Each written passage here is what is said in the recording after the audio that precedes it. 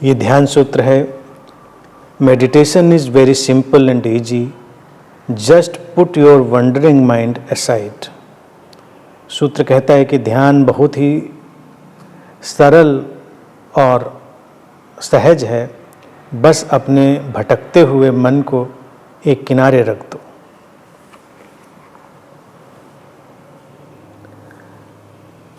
छोटी बातें ही कई बार बड़ी बातें बनती हैं। ध्यान के बारे में जो कठिनाई पैदा की गई है उसको हमें समझ लेना है। ध्यान सूत्रों से जब हम गुजर रहे हैं तो उनमें जो सारी बात महत्वपूर्ण कही गई है वो यही है कि ध्यान कोई ऐसी रहस्यमय बड़ी घटना नहीं है कि वो आम आदमी की पहुंच से दूर हो। प्रत्येक व्यक्ति ध्यान के साथ ही पैदा होता है। कब वो उसको खो देता है, कब उससे वो दूर हो जाती है चीज़, इसको ही उसे देख लेना है। मूल चीज़ क्या है? हमारा मन, जो कि निश्चित ही हमको निसर्ग ने दिया है, प्रकृति ने दिया है, लेकिन खास किस्म के उपयोग के लिए। अगर हम उसको उस खास ढंग से उपयोग में नहीं लाते हैं तो वही मन हमारा इधर उधर भटकता रहता है। जैसे अनियंत्रित, अनियोजित ऊर्जा किसी काम की नहीं होती, इसी तरह से अनियंत्रित और अनियोजित मन किसी काम का नहीं होता। सूत्र कहता है उस मन को किनारे रख देना ही ध्यान है। इतना सरल और आसान है। अब सुनने में ये बात कई बार आसान भी लगती है और करने में कठिन भी लगती है। हालांकि है वो आसान ही, क्योंकि हमारी आदत पड़ गई है उस भटकते हुए मन के साथ रहने की।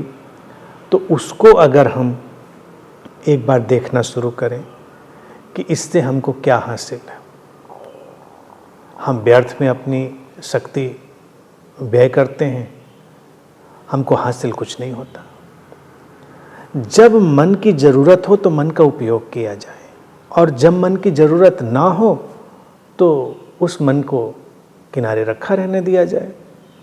ये हमारी कंडीशनिंग और प्रोग्रामिंग के थ्रू, यानी हमारी आदतों के ढांचे को बदल कर किया जा सकता है। वो संभव है, आसान है, लेकिन बचपन से इसकी आदत होनी चाहिए। अभी क्या है कि हम कुछ ना कुछ सोचते रहते हैं, कहीं ना कहीं भटकते भागते रहते हैं, और व्यक्ति को उस आदत में उसका पूरा परिवेश ढाल देता है, जहाँ पर उसको ये बिल्कुल सामान्य सी बात लगती है कि हाँ, मन तो भटकता ही रहता है। अब उस भटकते हुए मन को ठिकाने पर लाने के लिए वो कुछ काम करेगा, कोई किताब पढ़ेगा, कोई संगीत सुनेगा, तो कोई ध्यान करेगा, कोई न कोई उपाय। लेकिन अगर वास्तविक रूप में देखा जाए तो हमें क्या सचमुच में किसी उपाय की ज़रूरत है?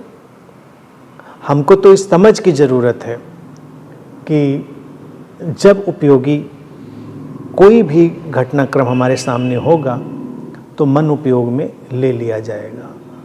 उसका निरंतर चलते रहना, भटकते रहना आवश्यक नहीं है। एक बार इस विचार को अपने अंदर डालें, फिर देखें कि सहजता से वो नियंत्रित हो जाता है, नियोजित हो जाता है।